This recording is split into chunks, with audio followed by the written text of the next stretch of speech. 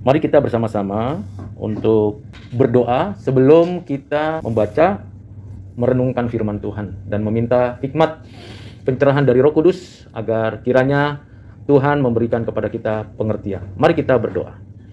Bapa di surga, di dalam nama Tuhan Yesus, segala puji, hormat, dan kemuliaan hanya bagimu. Kami sungguh bersyukur untuk hari ini boleh ada sebagaimana adanya. Dan kami bersyukur untuk setiap pertolongan penyertaan-Mu sampai saat ini. Bersyukur untuk setiap rancangan Tuhan yang telah dinyatakan-Mu kepada kami. Dan kami bersyukur untuk setiap firman Tuhan yang sudah kami dengar di masa-masa lalu. Bersyukur untuk firman Tuhan yang akan kami dengar dan kami mau sama-sama merenungkannya, mengulasnya. Berilah kepada setiap kami pencerahan pemikiran dan pengertian yang mendalam.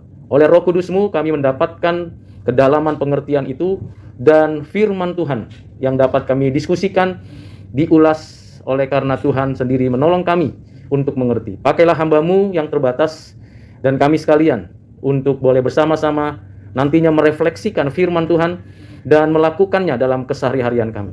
Terima kasih ya Bapa. Kami mohon damai sejahtera Kristus memenuhi hati dan pikiran kami sekarang dan selamanya. Inilah doa kami, permohonan kami ya Bapa, yang kami sampaikan hanya di dalam nama Tuhan kami, Tuhan Yesus Kristus, Juru Selamat dan Penebus kami satu-satunya. Amin. Mari Bapak Ibu, kita akan membaca surat Paulus kepada jemaatnya di Efesus. Efesus pasal 6 ayat 10 sampai dengan 24. Saya akan membacakannya dengan bersuara. Bapak Ibu mengikutinya di dalam hati. Demikianlah firman Tuhan. Akhirnya, hendaklah kamu kuat di dalam Tuhan, di dalam kekuatan kuasa-Nya. Kenakanlah seluruh perlengkapan senjata Allah supaya kamu dapat bertahan melawan tipu muslihat iblis. Karena perjuangan kita bukanlah melawan darah dan daging, tetapi melawan pemerintah-pemerintah, melawan penguasa-penguasa, melawan penghulu-penghulu dunia yang gelap ini, melawan roh-roh jahat di udara. Sebab itu ambillah seluruh perlengkapan senjata Allah supaya kamu dapat mengadakan perlawanan pada hari yang jahat itu dan tetap berdiri sesudah kamu menyelesaikan segala sesuatu.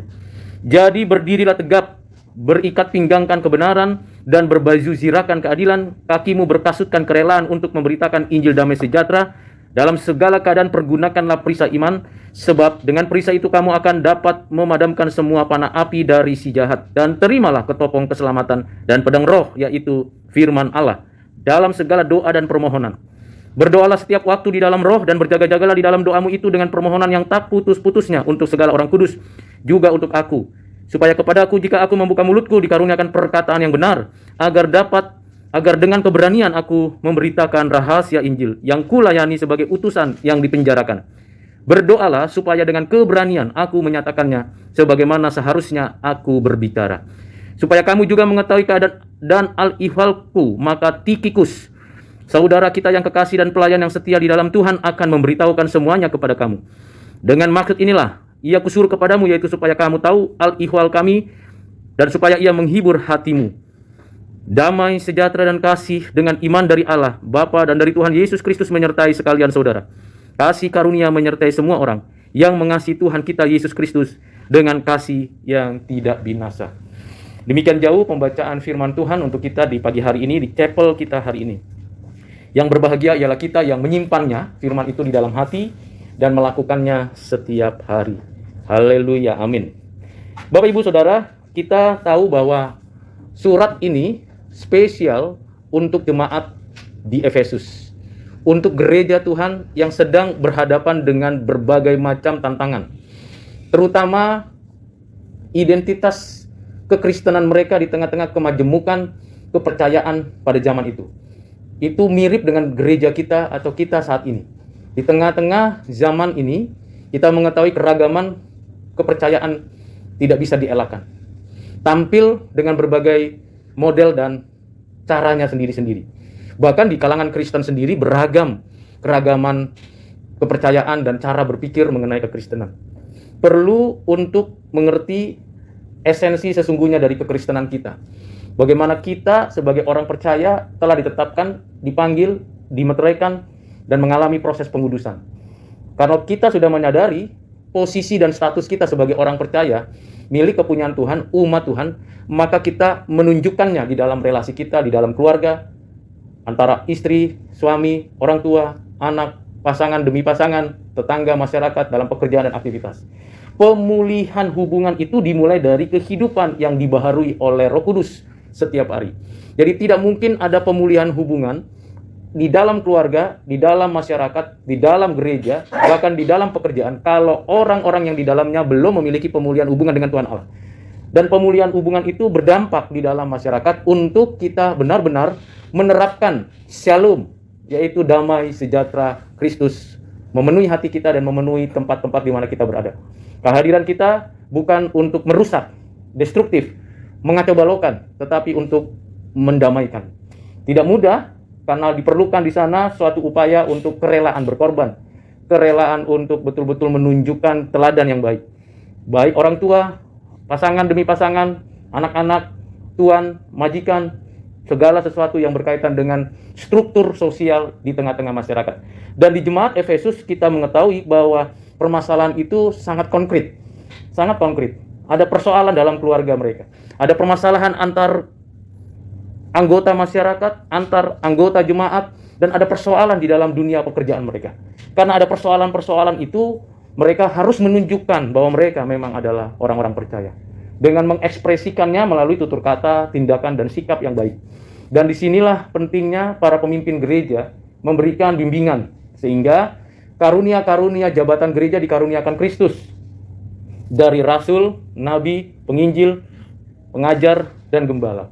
Semua karunia-karunia jabatan dan karunia-karunia pelayanan yang dikaruniakan Roh Kudus itu diberikan kepada jemaat untuk memperlengkapi jemaat kita, supaya kita memiliki suatu kemampuan untuk menjadi shalom di tengah-tengah masyarakat. Nah, dalam konstruksi seperti itu, maka kita bisa melihat bagaimana jemaat Efesus mendapatkan privilege. Karena tidak semua jemaat mengerti bagian ini. Dan Rasul Paulus, seperti juga surat-surat yang lain, umumnya surat-suratnya akan disalin ulang, lalu didistribusikan kepada jemaat-jemaat yang ada di sekitar.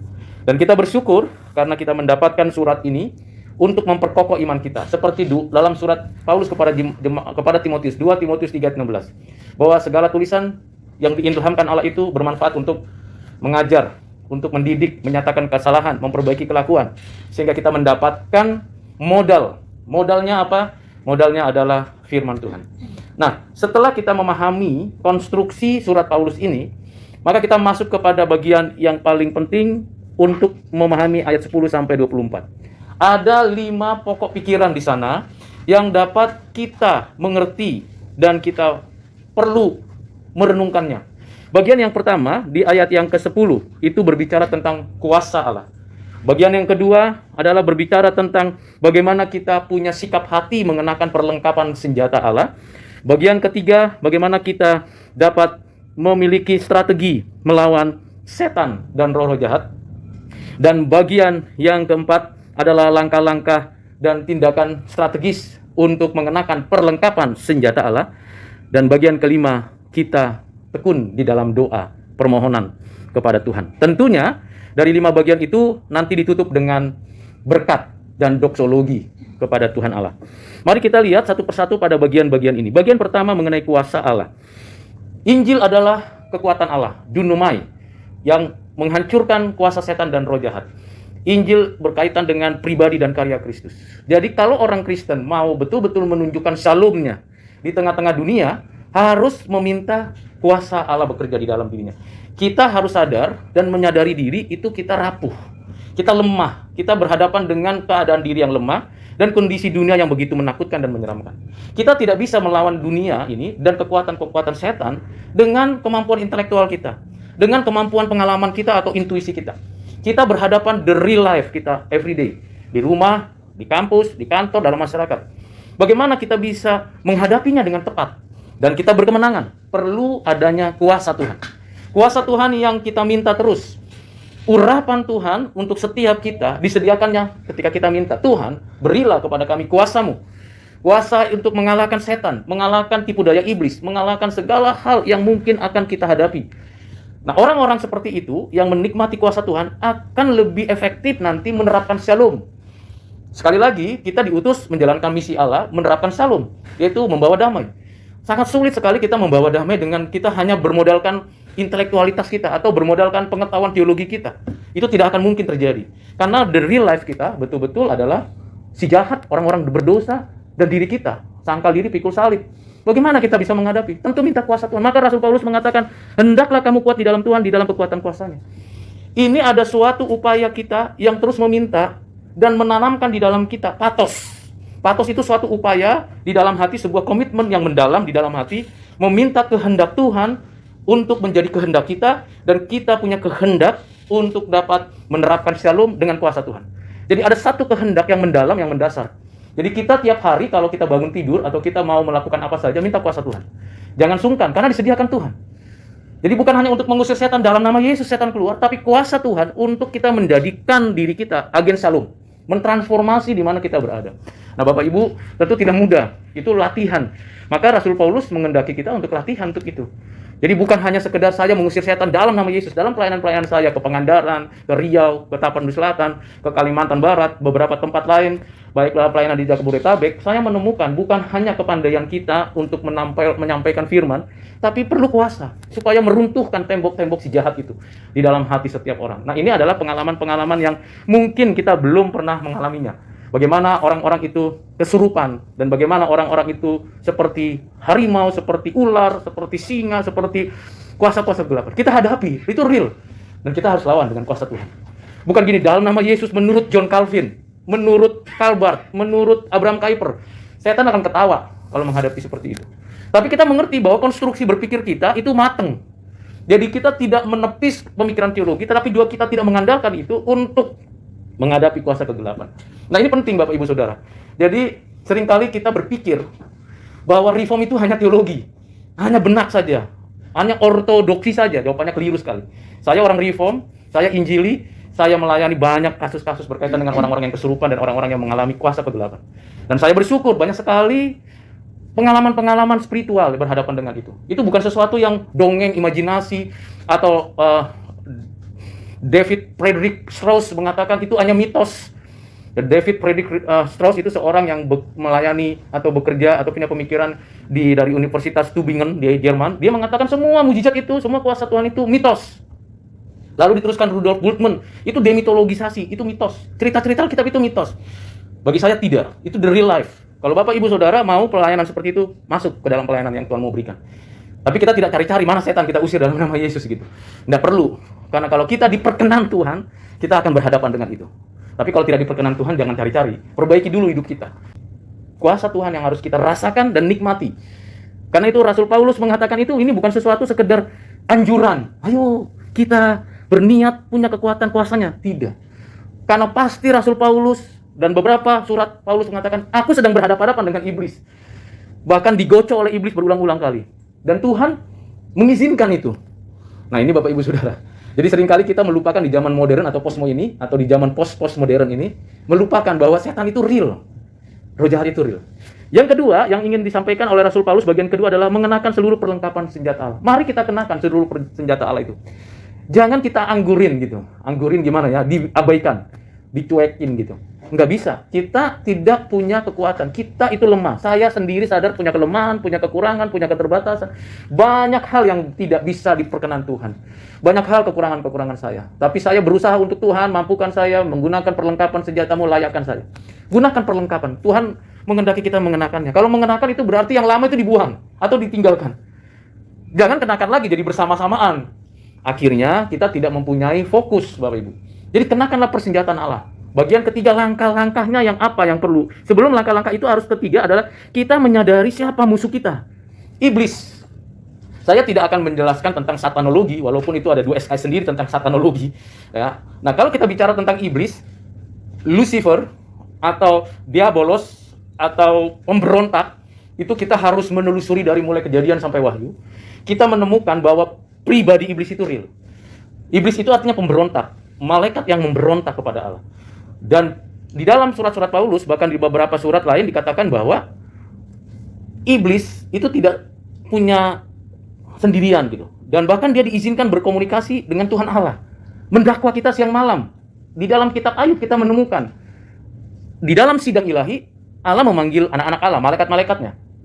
Lalu hadir juga iblis. Dan waktu hadir iblis mengajukan petisi, keberatan. tentang Ayub. Dia bilang begini, ya Ayub, bagaimana tidak aman, nyaman, tenang, dilindungi sih, dipagari. Lalu Tuhan bilang, oke, saya cabut semua pagarnya, silakan dicobai. Saya juga ingin lihat uji, apakah dia setia padaku. Ternyata setia. Tapi kesetiaan Ayub mekanis, tidak dinamis, tidak mengenal bahwa Tuhan itu dinamis. Akhirnya, barulah Ayub mengatakan di pasal 38, dulu aku kenal Tuhan menurut kata orang. Nah, ini yang sering terjadi, Bapak, Ibu, dan Saudara, kita semua seringkali mengenal orang menurut kata orang. Tidak ada encounter with God, personal encounter. Kerikmanya Tuhan itu tidak meresap di dalam diri kita. Akhirnya, mengenal Allahnya mekanis, kalau ini pasti begini, kalau ini pasti begini. Oh, tidak demikian, Tuhan itu dinamis sekali. Maka sekarang, kata Ayub, aku kenal Tuhan one by one. Wow, luar biasa. Jadi di sini jelas sekali, saya kembali kepada si Lucifer ini, si iblis. Iblis itu bisa mendakwa kita siang malam. Tetapi dakwaannya tidak beralasan. Kenapa? Kalau masa perjanjian lama belum ada penebusan yang konkret. Kita sudah ada penebusan yang konkret di dalam Kristus. Karena itu kita di dalam Kristus, maka kita hidup orang yang berkemenangan. Di dalam nama Yesus Kristus, setan kita usir. Tetapi kita harus tahu juga, ternyata di dalam kerajaan gelap itu ada struktur-struktur pemerintahan. Ada pemerintah di situ, ada penguasa, ada penghulu, ada roh jahat udara. Ada 4 layer di situ. Maka tidak heran bukan, antara satu dukun dengan dukun lain, bisa yang dukun yang lebih senior, lebih berkuasa, karena layernya beda. Roh-roh jahat itu punya wilayah teritorial yang tidak bisa menyeberang. Yang ngatur siapa? Lucifer. Lucifer itu punya sistem organisasi top down. Dan ia akan berupaya untuk menghancurkan dunia. Dan sepertiga malaikat Tuhan, kalau beberapa teolog mengatakan bahwa sepertiga malaikat Tuhan itu, itulah nanti yang akan diisi oleh orang-orang percaya. Sepertiga malaikat Tuhan yang dijatuhkan itu nanti sepertiganya dari manusia yang ada itu akan menjadi mengisi. Saya tidak terima sekaligus seperti itu karena jumlah malaikat juga kita tidak tahu. Kalau jumlah malaikat kita kasih kata sigma, tidak tahu berapa jumlahnya. Lalu sepertiganya berapa ya tidak tahu juga. Nah, kalau tidak tahu ya jangan dibuat-buat sepertiga sekian gitu ya. Jadi akhirnya jadi menimbulkan hitung-hitungan matematika. Tapi struktur sistem kerajaan gelap itu banyak sekali. Jadi Bapak Ibu Saudara bisa lihat bagaimana ada orang gila yang digerasa 6.000 apa? 6.000 roh jahat. 6.000 roh jahat itu bukan sedikit. Itu satu orang roh. Bapak Ibu bayangkan, dikuasai itu. Jadi, bagi saya, roh jahat itu real. Itu baru roh jahat. Masih pasukan prajurit kecil. Belum lagi layernya ke penghulu, penguasa, pemerintah. Tetapi kita jangan mencoba-cobai. Begitu. Jadi ada satu sisi, jangan mencobai. Mana setan gitu ya. Jadi jangan kita ikut menantang begitu. Atau kita semuanya jadikan setan. Ngantuk pun roh setan, roh ngantuk gitu. Nggak bisa. Jadi harus, apa ya, kalau bahasa Jawanya tuh eling, apa ya, sadar. Paham betul. Tidak semua gejala-gejala psikologis kita anggap itu adalah orang kesurupan. Dalam pelayanan-pelayanan saya temukan ada orang-orang yang sebenarnya dia memang punya penyakit. Jadi kalau dia itu lapar, kemudian kurang istirahat, lalu dia ada ngaco sedikit, konslet di dalam pikiran. Nah, teman saya langsung usir dalam nama Yesus, roh jahat. Saya bilang tunggu dulu, ini bukan roh jahat ini, saya bilang. Ini memang konslet gitu, kasih makan aja dulu. Jadi kasih makan kalau normal dia. Jadi Bapak Ibu, kita harus bijak di situ, punya kepekaan. Maka itu perlu kuasa Tuhan. Jadi jangan sembarangan orang lagi khotbah, terus seperti Tikikus ini kan adalah anak muda yang dengar khotbah satu malaman lalu ngantuk, jatuh, matilah dia kan. Begitu meninggal Tuhan nyatakan kuasanya, dia bangkit. Dia jatuh ngantuk bukan karena diserang setan, tapi karena memang ngantuk gitu. Bayangkan kalau misalnya lantai 3 ya, lantai 3. Jadi orang duduk di pinggir jendela itu dengar gitu dari pagi sampai malam. Bukan hanya Tikikus saja, mungkin yang lain juga ngantuk kali, ya kan? Begitu ngantuk, ketepatan dia duduk di pinggir, mungkin penuh kali rumah itu ya, di pinggir jendela. Lagi gini-gini, plek, kepalanya mungkin langsung selesailah dia. Puji Tuhan, dia akhirnya dibangkitkan oleh Tuhan dan hidup oleh karena pelayanan Paulus, puji Tuhan. Dan dia akhirnya diutus ke Efesus untuk menyaksikan itu. Bapak Ibu Saudara, itu real. Jadi layer-layer kuasa kegelapan itu memang ada. Tetapi kita nggak perlu takut. Kalau ada kesurupan, itu bukan saya gitu. Saya pernah menghadapi, lalu datang teman, kita telepon pendeta. Lalu kita ditelepon sama pendeta. Pak pendeta, ini sorry to say ya, jadi bukan semua pendeta begitu. Tapi bilang begini, oh itu bukan karunia saya mengusir setan. Silakan. Setiap Bapak Ibu Saudara itu diberikan kuasa yang sama. Tuhan tidak diskriminasi memberikan kuasanya untuk mengusir setan. Dia bilang, waduh, gimana dong kita ini, gini orang udah kesurupan gitu ya. Lalu saya tanya-tanya, diskusi dulu sebelum kita tangani. Ternyata dia adalah epilepsi, bukan kesurupan. Jadi epilepsinya sudah akut. Beberapa menit dia langsung kejang-kejang gitu. Lalu saya tanya, ini udah berapa lama? Sejak kapan? Kita diskusi dulu sama orang tuanya. Lalu saya tanya-tanya, lalu akhirnya saya tanya, kenapa tidak bawa ke rumah sakit? ke bagian neurologi. Kan ada obat sekarang, sudah bisa disembuhkan. Hanya tinggal rutin. Entah 2 tahun, 3 tahun, obat itu mesti dimakan dan rutin. Karena itu masalah konslet di otak, di saraf. Kalau udah begini parah, saya bilang. Ini bukan setan ini masalahnya, bilang. Terus, akhirnya, semua gereja dia dan sebagainya, saya nggak sebutkan nama gerejanya, udah usir dan segala macam, dibaptis berulang-ulang. Dalam hati saya, ya Tuhan, kok begini ya perlakuan orang terhadap sesama manusia?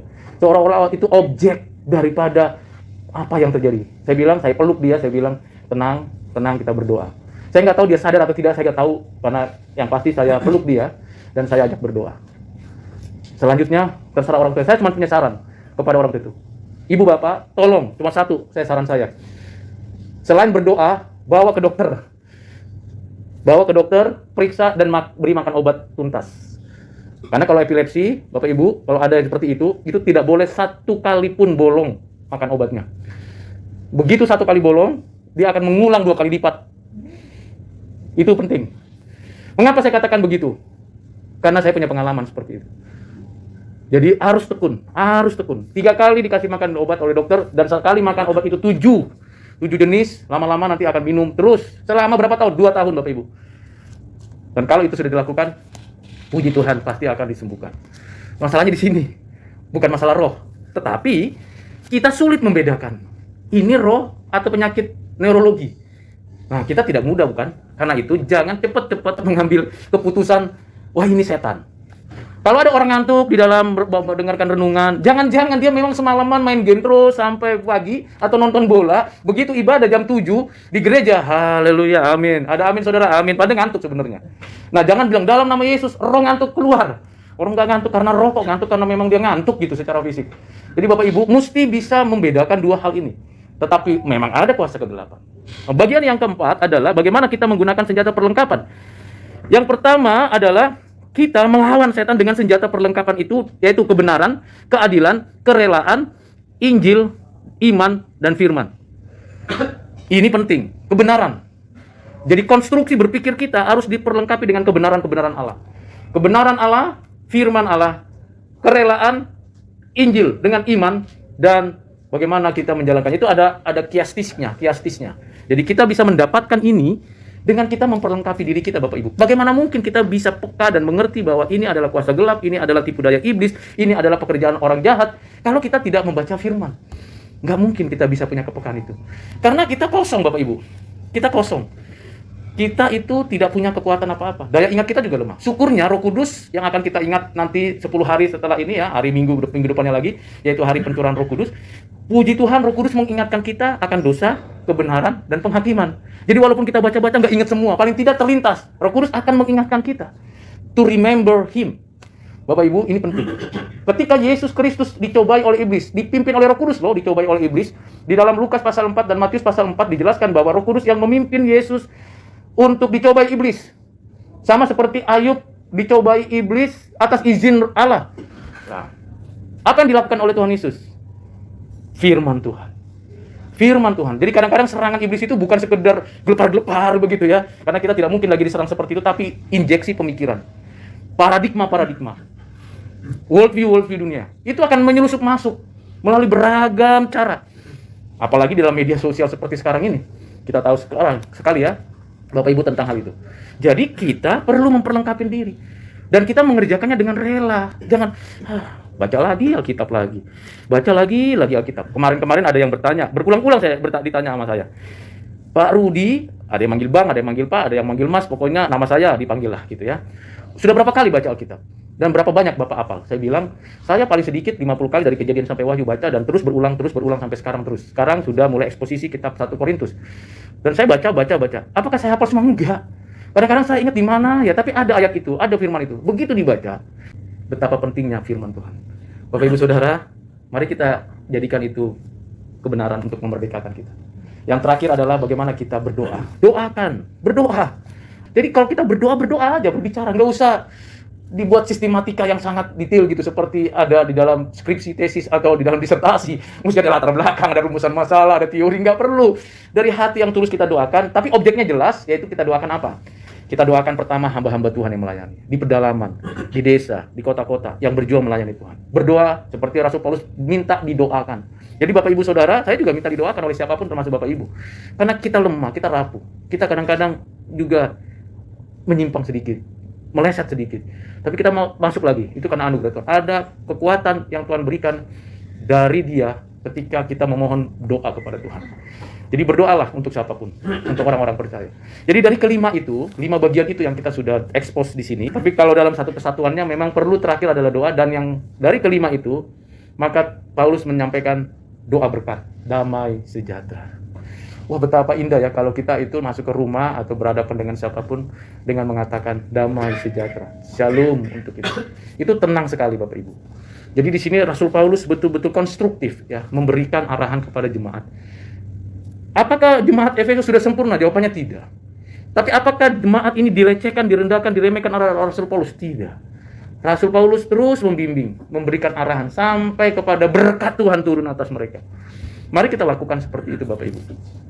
Kiranya renungan singkat yang saya sampaikan ini, yang saya ulas, dapat bermanfaat untuk kita sekalian. Banyak sekali kalau mau digali lagi satu persatu, tapi saya ingin mengekspos prinsip dasarnya, lalu kemudian kita bisa kembangkan sendiri. Mari kita berdoa.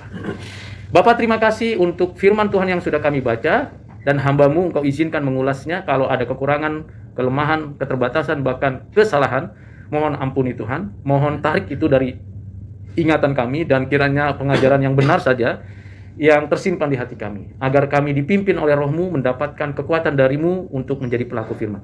Berilah kuasa-Mu kepada kami bekerja untuk menghadapi setan dan roh jahat yang ada di dunia ini, supaya kami menang dan berkemenangan, menyatakan shalom dimanapun kami berada.